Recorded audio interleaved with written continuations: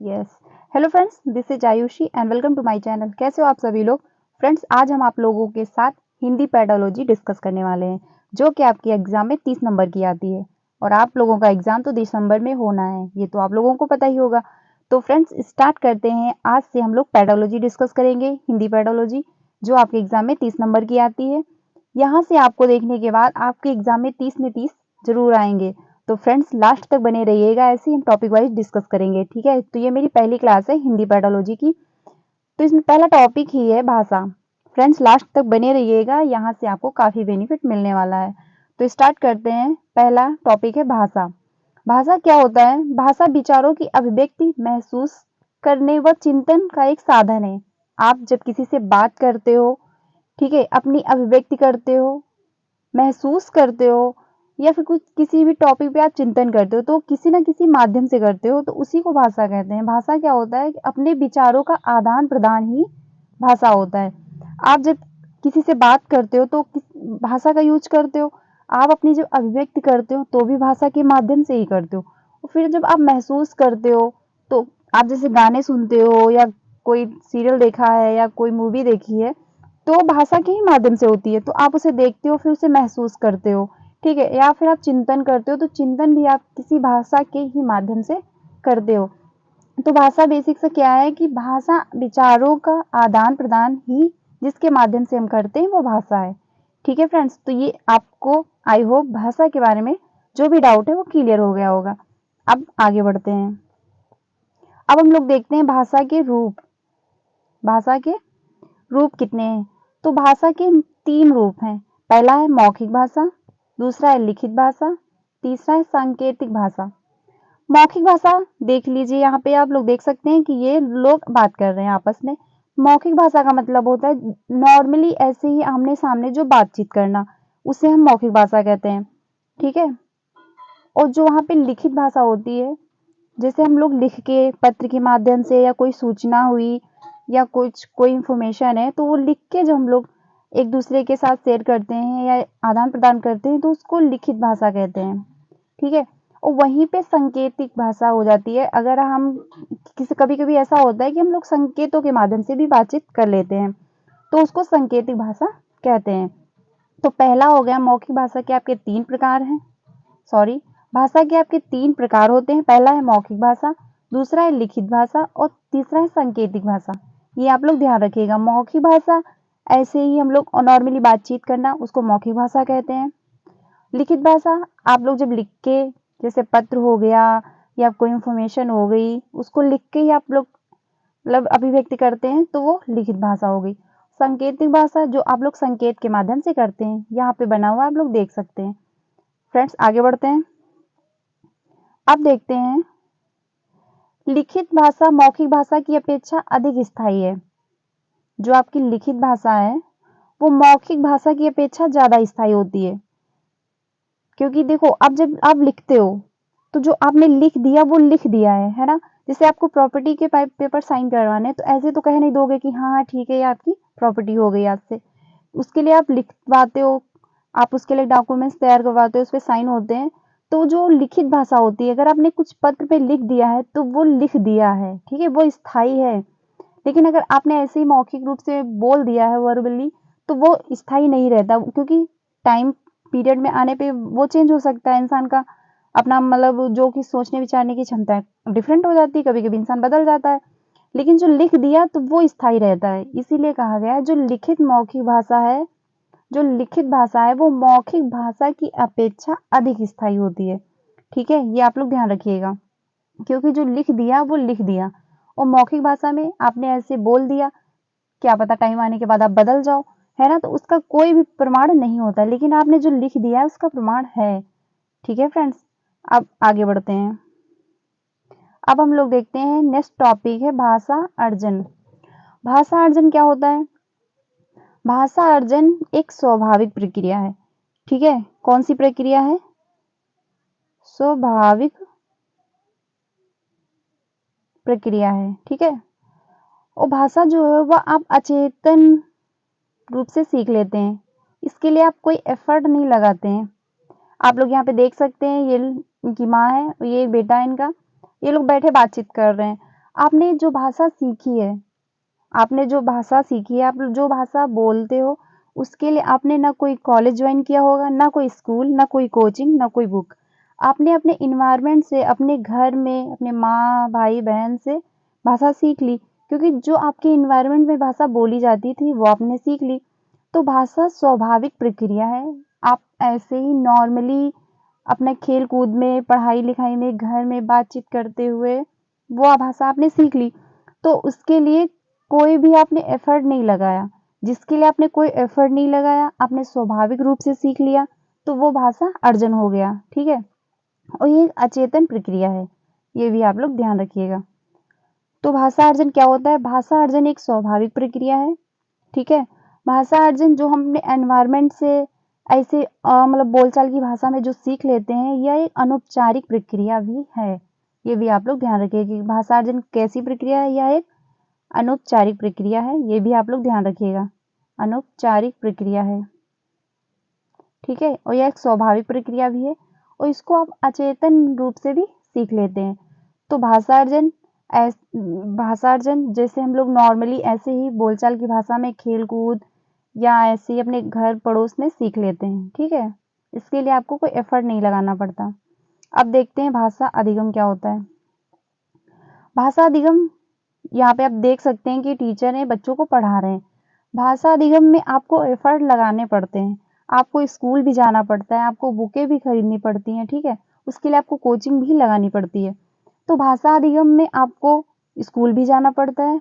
भाषा अधिगम जो होता है इसको सीखना पड़ता है और यह एक सचेतन प्रक्रिया है, ठीक है? यह एक सचेतन प्रक्रिया है, भाषा अधिगम।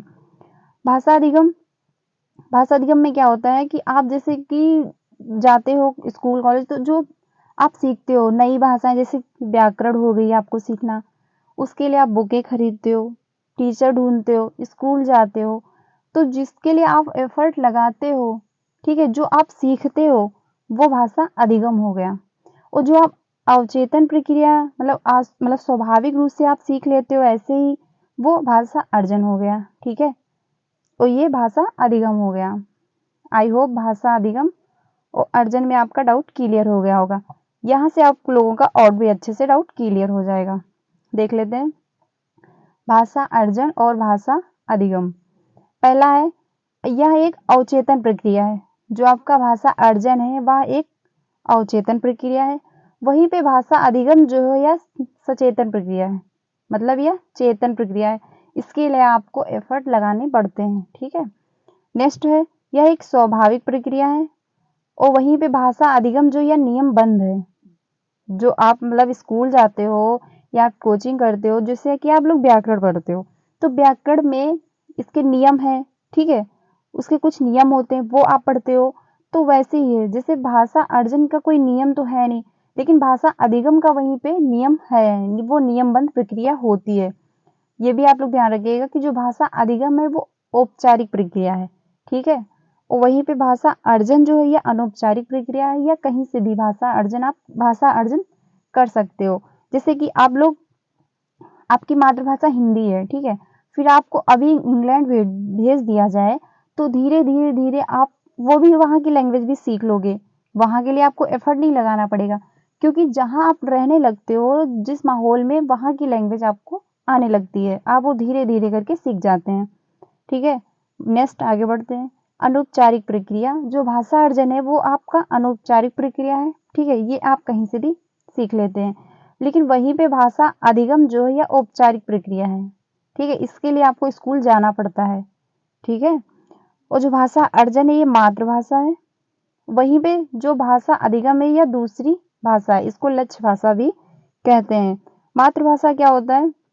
मातृभाषा होता है माँ की लैंग्वेज, मतलब कि आपके घर की भाषा, आपके मोहल्ले की भाषा, आपके आस-पास पड़ोस की भाषा जो होती है, वो आप ऐसे ही सीख लेते हो ना अपने घर की लैंग्वेज, तो वो हो गई मातृभाषा।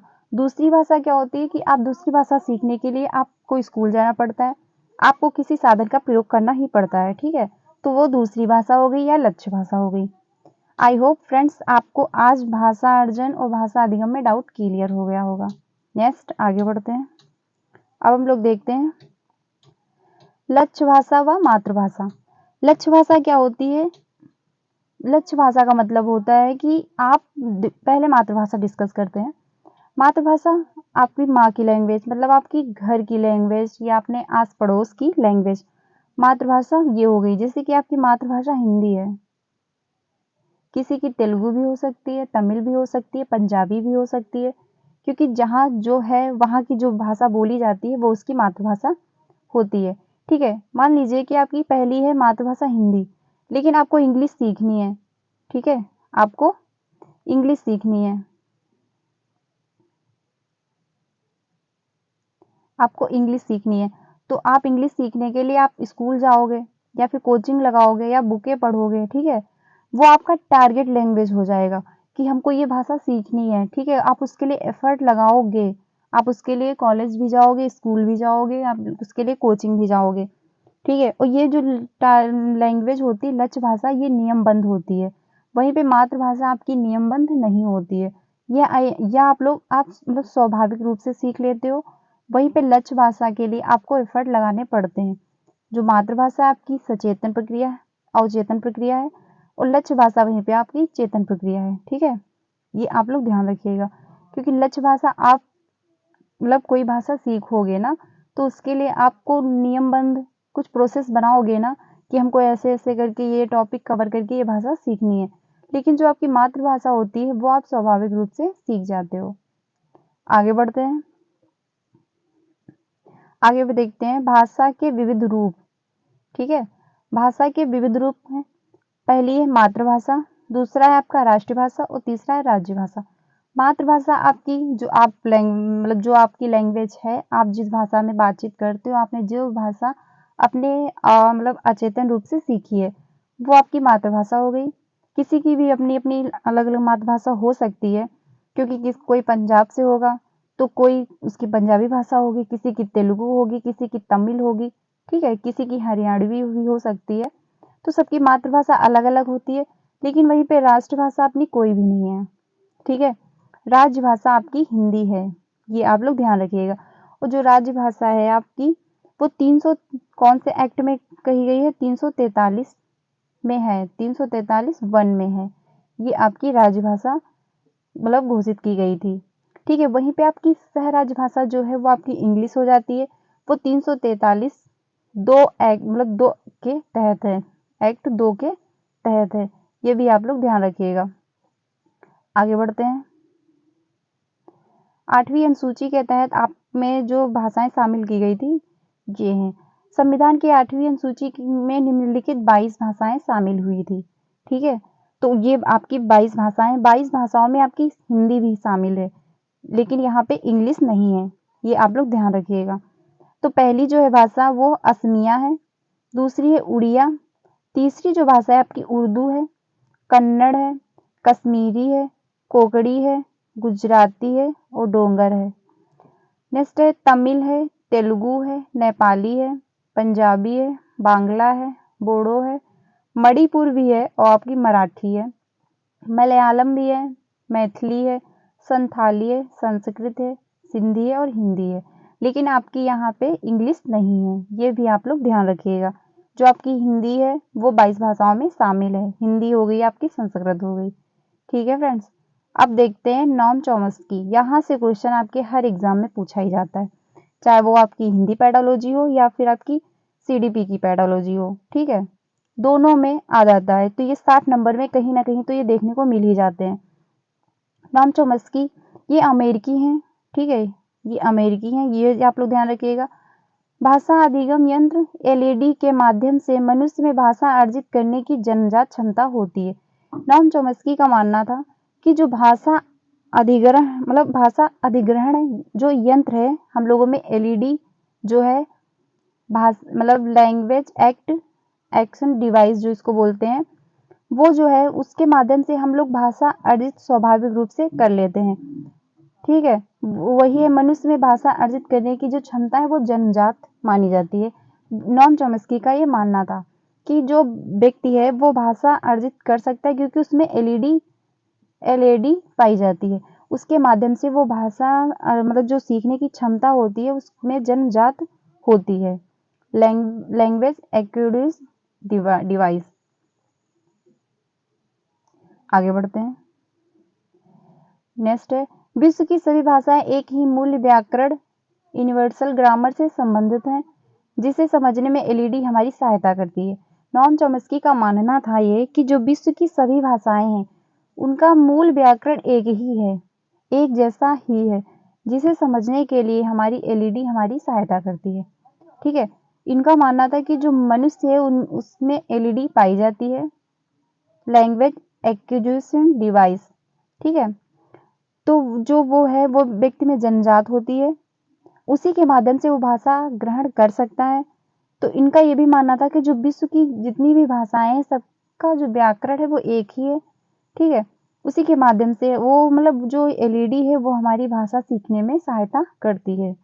ये नॉम चॉम्स्की का मानना था। कभी कभी इनसे ये क्वेश्चन पूछ लिया जाता है कि कौन से ऐसे मनोवैज्ञानिक हैं जिनका मानना है कि भाषा स्वाभाविक रूप से सीखी जा सकती है, तो वो आपका नॉम चॉम्स्की ही हो जाएंगे।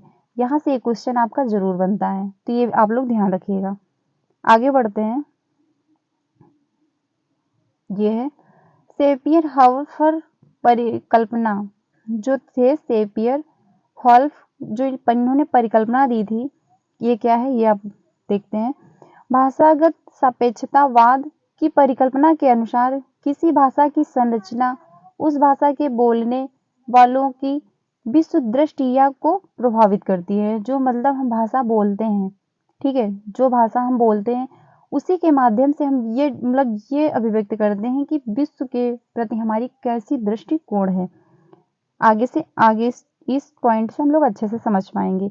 इस सिद्धांत के अनुसार प्रत्येक व्यक्ति अपनी भाषा के माध्यम से ही विश्व को देखता और समझता है। मतलब कि जो हम भाषा बोलते हैं, जिस प्रकार से हम बातचीत करते हैं, उसी के माध्यम से यह पता चलता है कि व्यक्ति जो है वो मतलब अपनी भाषा के माध्यम से ही विश्व को देखता और समझता है। कैसे, वो पता चल जाता है। इनका ये मानना था। इसके बाद इससे संबंधित एक क्वेश्चन देखते हैं। ये रहा। यह विचार की भाषा यह निर्धारित करती है कि हम दुनिया के बारे में किस प्रकार सोचते हैं। तो इसमें कौन सा ऑप्शन सही हो जाएगा?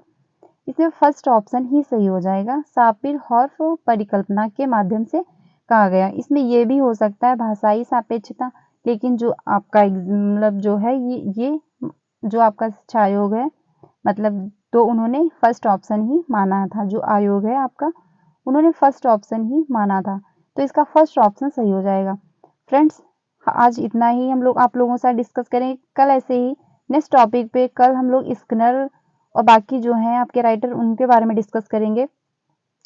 तो फ्रेंड्स, मेरा एक छोटा सा प्रयास था कि मैं आप लोगों के साथ डिस्कस कर पाऊँ। ये मेरी पहली क्लास है। कैसी लगी है कमेंट सेक्शन में ज़रूर बताइएगा एंड मेरे चैनल को सब्सक्राइब करिएगा, क्योंकि यहाँ से आपको अब डेली सीटेट एग्ज़ाम से रिलेटेड सारे मतलब सिलेबस वाइज वीडियो मिलेंगी, जो आपको काफ़ी हेल्पफुल रहेंगी और आपको एग्ज़ाम में क्रैक करने में हेल्प करेंगी। तो अगर आपने मेरे चैनल को सब्सक्राइब नहीं किया है तो प्लीज़ कर लीजिएगा, क्योंकि आपका एग्ज़ाम सीटेट जो है आपके पास तो क्रैक हो गया ही रहेगा। ठीक है, तो फ्रेंड्स, कैसी लगी वीडियो कमेंट सेक्शन में ज़रूर बताइएगा और मेरे चैनल को सब्सक्राइब करिएगा, लाइक करिएगा। Thank you so much.